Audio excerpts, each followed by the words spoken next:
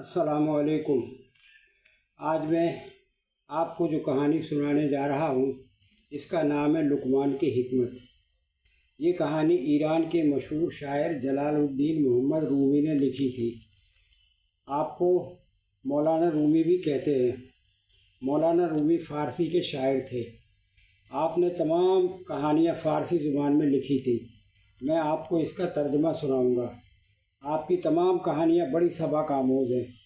मौलाना रूमी 30 सितंबर 1207 को अफ़गानिस्तान के शहर बलख में पैदा हुए और वफ़ात 17 दिसंबर 1273 को हुई।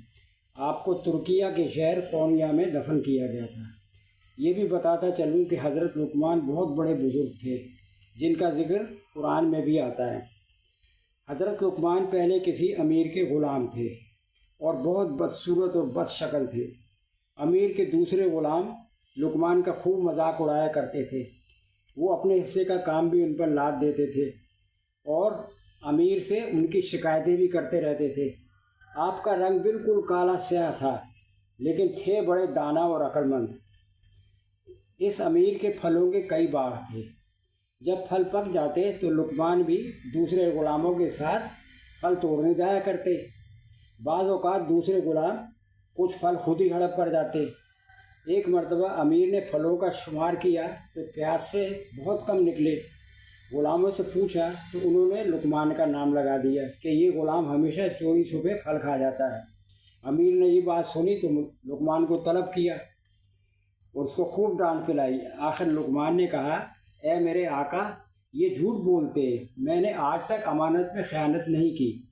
अब मुनासिब ये है कि तुम हम सब का इम्तिहान लो और उसका तरीका ये है कि सब ग़ुलामों को गर्म पानी पिलाकर और ख़ुद घोड़े पर सवार होकर जंगल की तरफ चलो।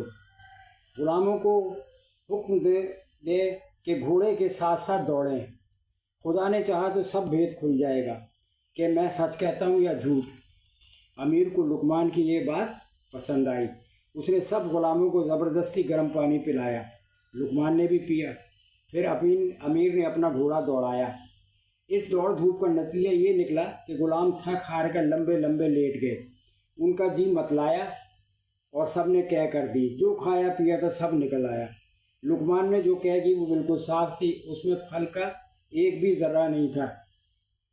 ये देखकर अमीर को लुकमान की सच्चाई और हिकमत पर यकीन आ गया। उसने दूसरे ग़ुलामों को खूब डांटा और लुकमान को उनका सरदार बना दिया। सच है, जब एक शख्स लुकमान की हिकमत ये करिश्मा दिखा सकती है, फिर वो खालिक हकीकी यानी अल्लाह ताला खरे और खोटे को अलग अलग करने में कब किसी का मोहताज हो सकता है।